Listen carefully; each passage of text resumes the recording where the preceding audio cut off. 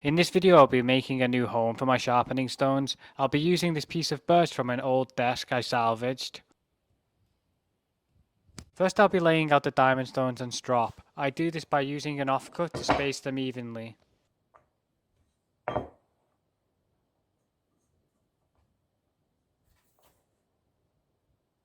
Now that I'm happy with the spacing, I use a small combination square to make sure that they are both equal distance from each side of the piece. Next I take a pencil and trace around them. This will be where I make the mortise for the stones.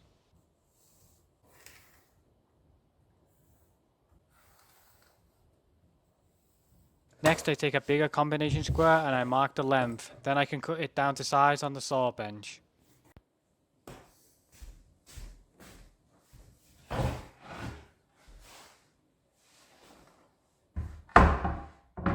It makes it a lot easier having a saw bench rather than clamping it to the bench or cutting it in the vise, because I can put all my weight down on the piece. The height of the bench really helps a lot too. It's just under my kneecap, so it makes this really comfortable to cut. With everything cut to length, I can now begin the chisel work. Using the chisel I define the outline. This will make it so that when I remove the material, it won't do any damage outside of the stop cuts I've made.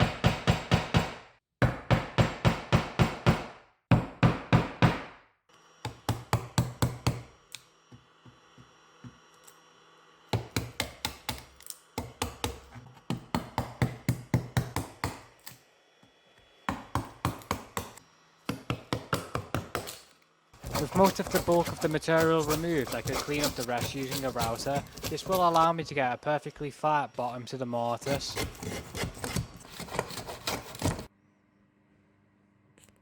I'm marking for some holes. This will allow me to remove the plates and also clean under them to prevent rust.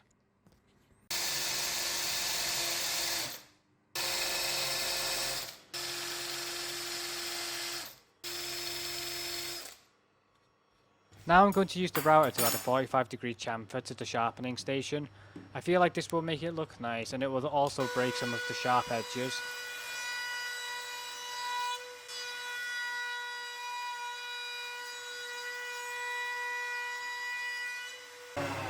For the hook I just added some super glue and a piece of plywood.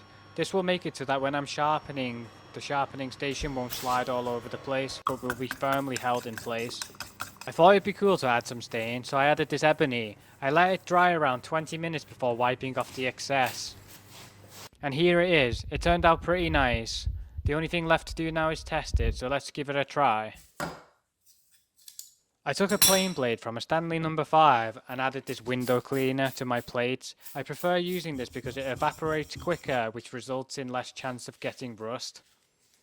I started on my medium plate and then went to the super fine plate before stropping with compound. So now for the old hair test. Let's see how it does. Looks pretty good to me.